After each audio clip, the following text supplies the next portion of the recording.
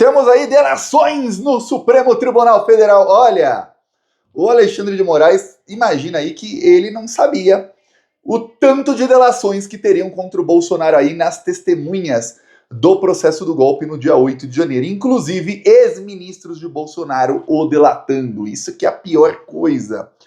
Ó, vamos lembrar, eu avisei aqui, eu adiantei, muita gente estava descrente disso, e eu falei, são aí mais de 80 testemunhas, tem aí 8 de acusação e as outras são de defesa. Pelo que os advogados de defesa falaram no julgamento em que todos os outros foram tornados réus junto com o Bolsonaro, 7 réus mais o Bolsonaro, esses outros 7 vão colocar testemunhas que vão ferrar com o Bolsonaro. Talvez não todas, mas muitas delas. Eis que as testemunhas do Anderson Torres, quase todas, ferraram com o Bolsonaro. Teve testemunha que ainda tentou, uma das secretárias do Anderson Torres ainda tentou falar, não, olha, eu nunca recebi ali uma ordem dele e tal. E aí perguntaram, mas teve direcionamento aí na eleição para os ônibus do Nordeste? Teve sim. Você nunca recebeu ordem, mas você direcionou para o Nordeste. Aí a testemunha já se complica, aí junta com testemunhas de outros que disseram que teve direcionamento e que foi para o Nordeste e que a ordem foi aí do Anderson Torres, junta com o depoimento do Anderson Torres, que diz que não teve, mas que se alguma coisa errada foi feita, a culpa não é dele e sim de quem mandou ele fazer, ou seja, quem mandou ele fazer? Bolsonaro. E aí chega o ex-advogado-geral da União do Bolsonaro. Se você não sabe, advogado-geral da União é um dos ministros mais importantes de um governo, porque toda vez que esse governo é processado, é o advogado-geral da União quem faz ali, defende os interesses do governo, não só quando é um processo contra o governo em si, mas em processos que tem a União. União seria aí, governo federal, em vez de ser o estado de São Paulo, é a União, é o Brasil. E aí, muitas vezes, dependendo se é um governo de direita ou de esquerda, o advogado-geral da União vai tomar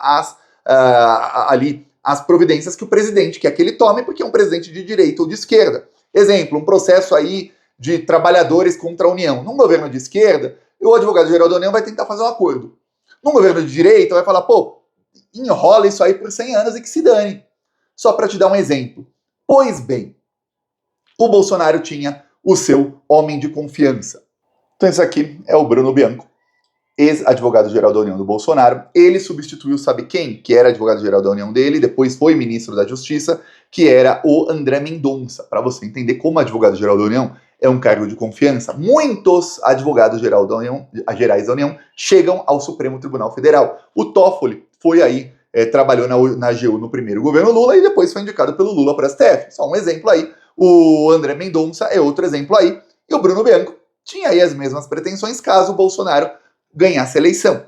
O Bruno Bianco foi, então, testemunha de defesa do Anderson Torres. O Anderson Torres é um que está colocando todas as suas testemunhas de defesa para ferrar o Bolsonaro, tá? Todas. Eu lembro quando o Anderson Torres foi solto, eu falei um dia antes aqui, isso foi em 2023, eu falei, olha, o passarinho cantou. Saem matérias aí na imprensa dizendo que o passarinho cantou e não foi delação premiada, não é acordo verdadeiro não, ele falou alguma coisa. No dia seguinte, a Polícia Federal fez uma operação de busca e apreensão contra financiadores do golpe. A operação aconteceu sempre às 6 da manhã, né, como de praxe, e acabou lá para as 11 da manhã, meio-dia.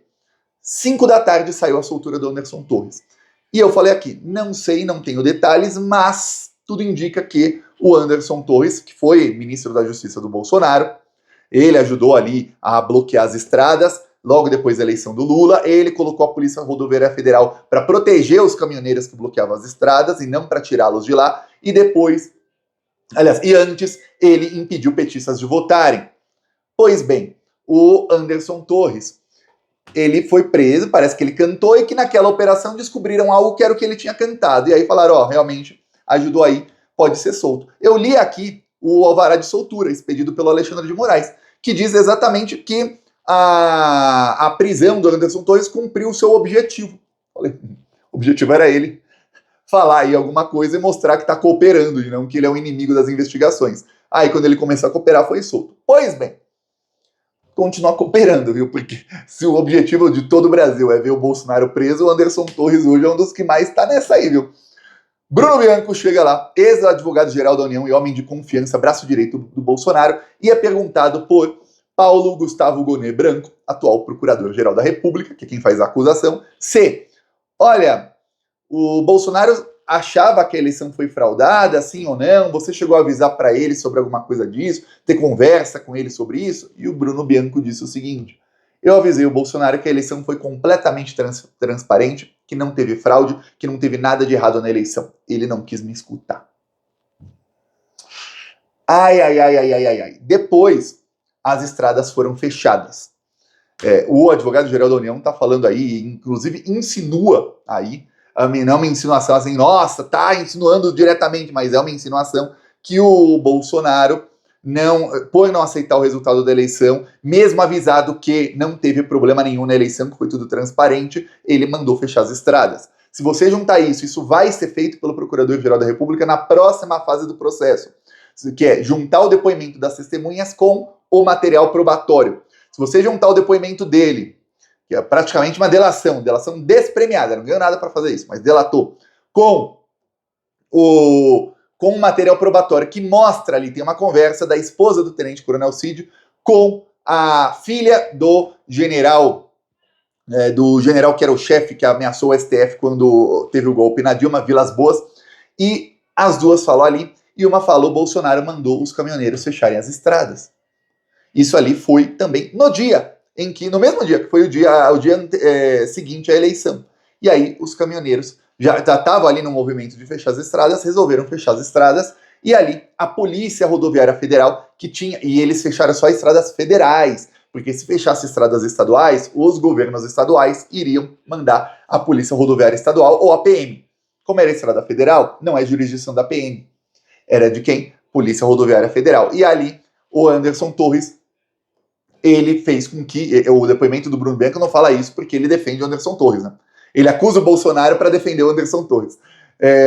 Mas depois outros depoimentos mostraram, inclusive de acusação, e um da defesa também ferrou um pouquinho com ele, diz ali que a polícia não tirou os caminhoneiros das estradas. Inclusive, se a gente lembrar bem das notícias, a Galoucura, que é a torcida do Atlético Mineiro, e a Gaviões da Fiel, torcida do Corinthians, foram lá sozinhas, sem disparar um tiro, sem ali arma nem nada, só com cara feia assim, e paus e pedras, e expulsaram os caminhoneiros e abriram 2, 3 estradas. Coisa que a Polícia Rodoviária Federal dizia que não conseguiria fazer porque seria um banho de sangue. Eles falam, que coisa, chegou no nível que eu lembro até hoje, que eu mostrei aqui no Plantão Brasil, um vídeo de um integrante da Gaviões da Fiel com uma moto que estava com um capacete na chave, aí a chave estava na ignição ali, falando, a gente chegou aqui para abrir a estrada, os caras ficaram com tanto medo que o cara saiu correndo e deixou a moto com a chave na ignição. Aí ele tira a chave assim, coloca a chave em algum lugar ali escondido na moto, fala, caro motoqueiro, tá aqui sua moto, viu? Ninguém vai encostar não somos bandido não. Bandidos são os bolsominions. Nós aqui da Gaviões da Fiel não somos. Assim que falou o rapaz. E eu que sou São Paulino aplaudi. Nem sou corintiano e tal aplaudindo. Pois bem, eis que no meio disso tudo aí, os bolsonaristas imaginavam que muita gente de dentro do governo naquela época já não estava querendo isso, não estava querendo golpe, não estava querendo esse tipo de ruptura institucional e não estava de acordo com os métodos utilizados pelo Bolsonaro. E aí que esse pessoal depois, na hora H, que é agora na hora do processo, 2 anos e meio depois, resolveu falar, quer saber? Vamos abrir o bico e vamos falar tudo. Então, começaram aí a abrir o bico e o Alexandre de Moraes está recebendo aí inúmeras relações contra o Bolsonaro. Fica aquela, se o Bolsonaro continua obstruindo a justiça, tanto por, ligar para algumas testemunhas, o Mourão já está confirmado, o Mourão confirmou, como 2, usar o seu filho, bancá-lo nos Estados Unidos para ele poder fazer ameaças contra autoridades que estão investigando ou julgando o Bolsonaro, por que ele não está preso? Sendo que você já tem vários depoimentos que mostram que o Bolsonaro era o chefão da quadrilha. Porque até então, o Bolsonaro falava, essa é a Polícia Federal Criativa que está inventando coisas no processo. Você deve ter escutado o Bolsonaro falar isso alguma vez, que a Polícia Federal é muito criativa, eles estão inventando tudo, etc, etc. Porém, agora, não é a Polícia Federal que está falando. O ex-ministro da Advocacia Geral da União do Bolsonaro, ele era advogado do governo Bolsonaro, cotado para ser o próximo ministro da Justiça e vaga no STF daqui 1 ou 2 se o Bolsonaro ganhar essa eleição. Se o Bolsonaro ganhar essa eleição, ele indica 2 vagas no STF, que o Lula indicou o Flávio Dino e o Zanin. Bolsonaro indica. E todo mundo já imaginava o Anderson Torres e o Bruno Bianco. O Bruno Bianco é esse que delatou o Bolsonaro ontem, como testemunha do Anderson Torres, que também mandou um monte de testemunhas. Vários são ex-ministros do Bolsonaro, que alguns dizem que nunca ouviram falar de golpe, mas dizem todos ali que não, mas a eleição foi transparente sim. Aí fica aquela, peraí, se o Bolsonaro estava rodeado de ministros que acreditavam que a eleição foi transparente, por que que ele dizia que não foi? Se todos os seus homens de confiança... Vamos lembrar, quando um presidente é eleito, os ministros são os homens da confiança dele. Temos governos, claro, no próprio governo Bolsonaro tinha isso, no governo Lula tem isso e tal, que são ministros que ele tem que fazer o toma lá da cá com o Centrão e não é o cara que ele queria. Se alguém acha que o Lula queria o atual ministro da comunicação que entrou no lugar do Juscelino Filho, não estou falando da SECOM, sim da comunicação, que é um do União Brasil, não era o nome que o Lula queria. O ministro do esporte lá, o Fufuca, não era quem o Lula queria. Mas alguns ministros são os da confiança, que o cara escolheu porque quis. Por exemplo, o Haddad. O Lula escolheu o Haddad porque ele quis. Se o Lula quiser amanhã, ele tira o Haddad e coloca outro. Ah, o mercado vai chiar, ou vai acontecer alguma coisa? Tá, mas ele coloca, se ele achar melhor. Tem outros que ele pode até vetar o nome e tudo mais, mas é negociação com o Centrão. No caso, ministros do Bolsonaro, como o Sachida, que era ali do planejamento, e o Guedes da economia, foram escolhidos pelo Bolsonaro e não pelo Centrão. E eles falam, pô, mas a eleição foi transparente na minha visão. Então, peraí, se os seus homens de confiança todos acreditam que a eleição foi transparente, por que você diz que não foi? Porque estava preparando para dar um golpe de Estado. Não tem outra, não tem como alguém dizer, pô, todo mundo que esse cara mais confia, que são braço direito dele, o advogado-geral da União, que é o advogado do governo dele, o ministro da Economia, o ministro do Planejamento, outros ministros, todos dizem, pô, foi transparente, e ele não confia nesses caras, então por que esses caras são ministros dele?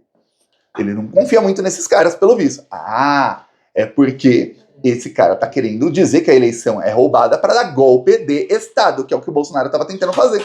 Então, a lógica é muito simples de ligar os dois pontos, e é isso que a Procuradoria-Geral da República vai fazer com áudios de muitos dos réus ali, com testemunhos, depoimentos, vai ligar esses pontos e ferrar com o Bolsonaro no processo de golpe. Uma fonte aí disse, saiu a matéria primeiro no Globo, no blog do Lauro Jardim, e depois saiu no Metrópolis. Agora eu não lembro qual jornalista, mas não sei se a fonte é a mesma ou não. Mas as duas matérias dizem, a matéria do Metrópolis não cita o Globo como fonte, então parece que tem uma fonte dele. Dizem os dois o seguinte, ministros do Supremo Tribunal Federal acreditam que Eduardo Bolsonaro e Jair Bolsonaro serão denunciados aí por obstrução de justiça, que no caso é coação no curso do processo, em 30 a 60 dias. A matéria do Metrópolis não diz, mas a do Lauro Jardim do Globo diz que esses ministros acreditam que será mais próximo de 30 do que de 60 dias.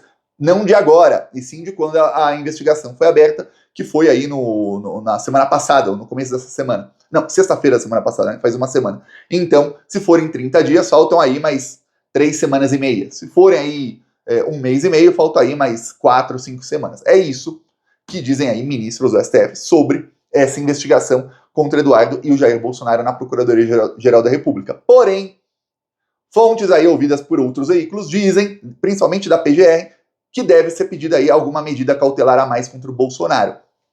Olha, Bolsonaro não está enjaulado a essa altura do campeonato, é uma vergonha para o Alexandre de Moraes, é uma vergonha para o Gonet, é uma vergonha para o Supremo Tribunal Federal, para a Procuradoria-Geral da República e para o Brasil como país. É uma vergonha muito, muito grande. Ainda mais quando você tem um poder judiciário que na hora de prender uma pessoa pobre não tá nem aí se tem prova ou não, prende. E que, olha, não eram pobres, mas na hora de prender petista sem prova lá atrás não tava nem aí se tinha prova ou não, prendia primeiro e via depois. E agora, não é que não tem prova, não podemos comparar. Não tem comparação. Que a gente está comparando gente, que acontece todos os dias, nesse exato momento deve estar acontecendo, gente pobre que é presa sem provas, às vezes até com a polícia plantando prova ali contra a pessoa, e a pessoa fica presa há muitos anos, isso acontece todos os dias.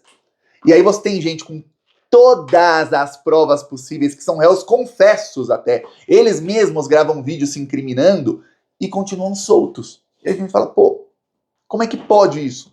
Que é essa a mensagem que se passa para a população, ó, pode fazer tudo, desde que você seja de direita e rico. Se você for rico, mas for de esquerda, não, aí você vai ser preso. Alguns dos petistas presos nem ricos eram lá na Lava Jato, mas não importa se eram ou não, eram presos. Mas se você for de direita e rico, ó, faça o que quiser. Pode tentar dar golpe, ameaçar, fazer tudo. Porque até o momento nada foi feito, só medidas paliativas. Nada ali concreto para prender os dois. Ah, Thiago, mas serão presos aí em setembro. Deverão estar presos já em setembro de 2023, já, ou até em março de 2023, ou em janeiro de 2023. Tá tardando, não tá? Veremos. Continuamos aqui pressionando e peço a sua inscrição no canal. Continuamos lutando contra essa corja nazi-fascista. Falou!